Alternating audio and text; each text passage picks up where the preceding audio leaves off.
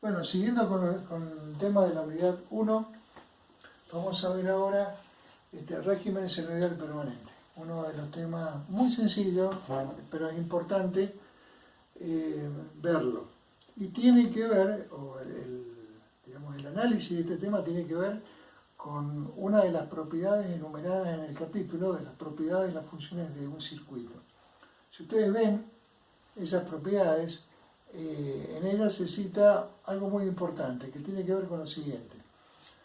Cuando yo tengo un sistema en el cual le propongo una entrada, tengo una respuesta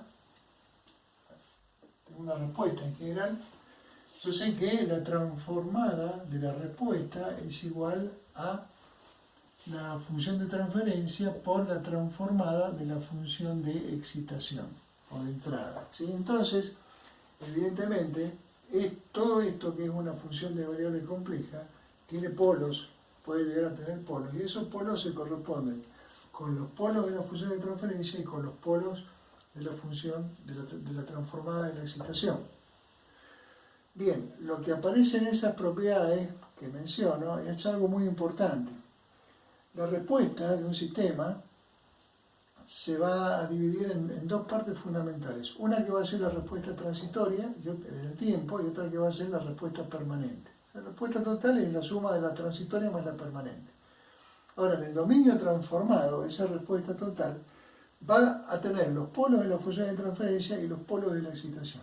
Lo que tenemos que tener en claro es que la componente en el tiempo de la respuesta, de lo que se corresponde con la respuesta permanente, tendrá que ver en el dominio transformado con los polos de la función de excitación. Mientras que la componente de la respuesta, que se le llama respuesta transitoria, tiene que ver con los polos de la función de transferencia. Es decir, para el caso que nos ocupa ahora, si nosotros pretendemos trabajar una respuesta permanente a partir de un régimen, una entrada senoidal, evidentemente esa respuesta tendrá que ver con los polos de la función de excitación de acuerdo a las propiedades a las cuales hago alusión. Bien. Entonces, para estudiar un sistema en régimen senoidal permanente, lo que hacemos es excitar el sistema con una función de tipo seno o coseno. Para el caso voy a usar la función coseno, pero indistintamente también se podría usar la función seno. Es decir, yo tengo acá una función de entrada que es con una amplitud A coseno de omega t. Es decir, coseno de omega t por u de t, ¿no? Porque le voy a aplicar la transformada de Laplace y necesito que la transformada, que siempre usamos la transformada unilateral de Laplace, sabemos que las funciones arrancan a partir de un tiempo t igual 0. Bien, es decir, esto es A por E a la j omega t más E a la menos j omega t sobre 2, haciendo referencia a la función coseno como función de exponenciales complejas. Bien, si yo le aplico la transformada de Laplace y encuentro la función e de s, que es la función que debo colocar acá arriba, entonces esto me va a quedar a sobre 2, y acá, aplicando las propiedades de desplazamiento, la transformada de esas exponenciales terminan siendo 1 sobre s menos j omega más 1 sobre s más j omega. ¿Sí? Ahí tengo la transformada de ds. Entonces, puedo escribir ahora que la r de s va a ser igual a t de s por nuestra transformada de la excitación, que es a sobre 2 por 1 sobre s menos j omega más 1 sobre s más j omega. Ahí está, ¿sí? Bien, y de acá voy a escribir lo siguiente. ¿Yo qué tengo que buscar? Tengo que buscar la respuesta R de t, o sea, la antitransformada de algo de lo que tengo acá. ¿Pero qué respuesta? La respuesta permanente. Y la respuesta permanente me dice la propiedad del circuito que depende solo de los polos de la función de excitación. La función de excitación, que es esta, tiene dos polos. Por lo tanto, los polos eventuales de una función de transferencia que no conozco, porque este es un planteo general, y mi función de transferencia es t de s, no sé cuáles son sus ceros, no sé cuáles son sus polos, es una expresión general. Pero entonces no me interesa, porque si yo estoy buscando la respuesta permanente va a depender de los polos de la función de excitación, y eso sí los tengo. En consecuencia, voy a poder escribir lo siguiente.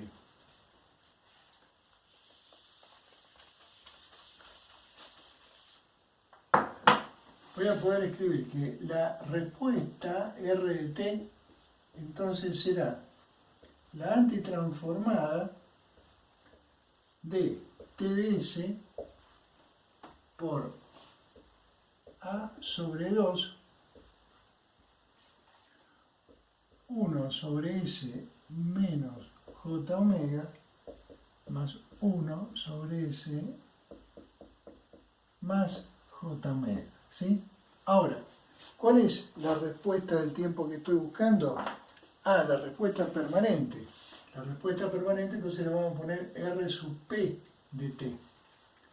Y entonces, si la respuesta permanente, la antitransformada que estoy buscando dependerá solo de los polos de la excitación. Por lo tanto, si yo tengo que trabajar esta expresión para poder proveer una facilidad en cuanto a la antitransformada, lo que tengo que poner acá es que la antitransformada que estoy proponiendo es solo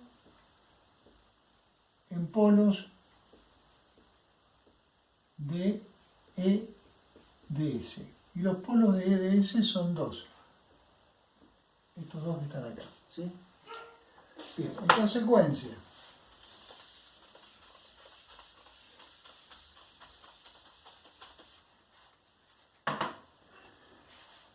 ¿yo qué voy a hacer? Voy a, para encontrar, ahora, vuelvo a colocar la respuesta permanente, RPT, es la antitransformada de todo eso que tengo acá. Pero todo eso que tengo acá lo tengo que entonces igualar a la descomposición en fracciones parciales, según el viejo método que tenemos para poder buscar la antitransformación. Tengo que descomponer esto en una suma de fracciones parciales. ¿Cuántas fracciones parciales? Una por polo. ¿Por cuál polo? Por los polos de la excitación, que son los únicos que me interesan a los efectos de trabajar el régimen permanente. Entonces, como tengo dos polos, toda esta llave, que es la que estoy planteando acá, la voy a descomponer en una constante K o residuo asociado a uno de los polos de la función de excitación, más otra constante a la cual le voy a poner un asterisco, ¿sí? Dos constantes, dos residuos del cálculo de las antitransformadas de Laplace. ¿Por qué a una le pongo K y por qué a la otra le pongo K asterisco? Porque es sabido, y es bueno recordarlo, que residuos asociados a polos complejos conjugados también son complejos conjugados. Entonces basta con que yo encuentre uno de los K para saber cuánto vale el otro. Bien, ¿cuánto vale? ¿Cuánto vale K? ¿Cuánto vale K? Bueno, igualando esto con todo esto, la forma normal que tenemos de poder despejar K, si recuerdan, me va a quedar igual a la función t de s para s evaluado en el lugar de polo, vale decir j omega, por a sobre 2. Si ese es el valor de la constante K, entonces evidentemente la constante K asterisco va a ser igual a T de menos J omega por A sobre 2. ¿Sí? Bien. En consecuencia,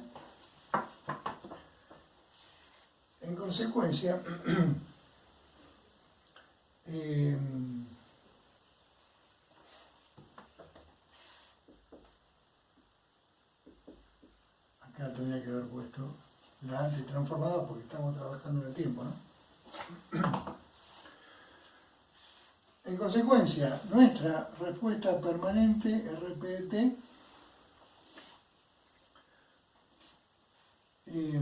va a ser la antitransformada de K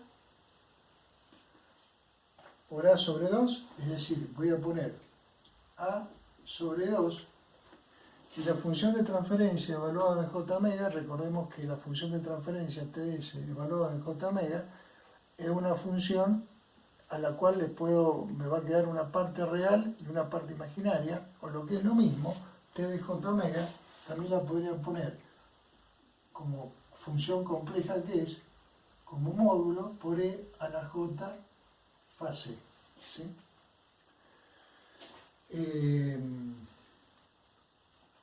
Por 1 sobre S menos J omega, más el conjugado, que sería el planteo, igual planteo para todo esto. ¿Sí? Bien, si yo ya aplico la antitransformación, tomando en cuenta que tengo que antitransformar esto, ¿sí? A sobre 2 es una constante, pero esto es un valor complejo y esto es una función compleja. Y del otro lado, ¿qué tengo? Tengo el conjugado de K, que es el conjugado de esta expresión, y el conjugado de la función compleja. Por lo tanto, si yo tengo todo esto, es un complejo más su conjugado, en la antitransformación que estoy buscando, tendría que pensar que me va a quedar dos veces la parte real de la antitransformación, ya sea de esto o ya sea de su conjugado. Bien, ¿cuál es la antitransformada de esta parte? La antitransformada de esta parte es A sobre 2, esto aquí es un módulo, la exponencial compleja que correspondía a la constante K, y la antitransformada de esto, por propiedad de desplazamiento, termina siendo E a la J omega T por U de T. ¿Sí? Si le sumo el conjugado, en definitiva, todo eso me termina reduciéndose a dos veces de nuevo la parte real, ya sea de esto, de la antitransformada de esto o de la antitransformada del otro. ¿Sí? Las partes imaginarias se me van a terminar cancelando. Bien, les voy un acarreo otra vez.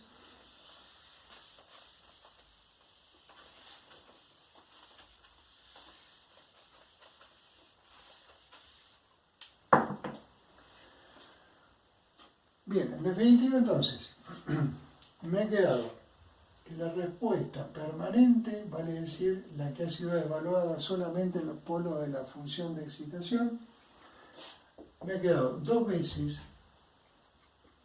la parte real de A sobre 2,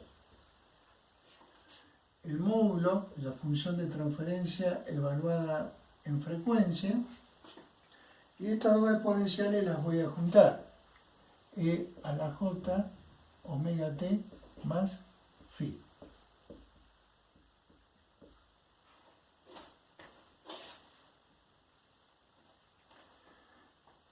Este 2 lo puedo cancelar con este otro, y entonces me está quedando la parte real de el módulo de la función de transferencia,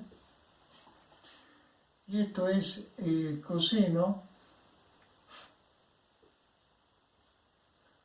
de omega t más phi más j seno de omega t más phi por u de t.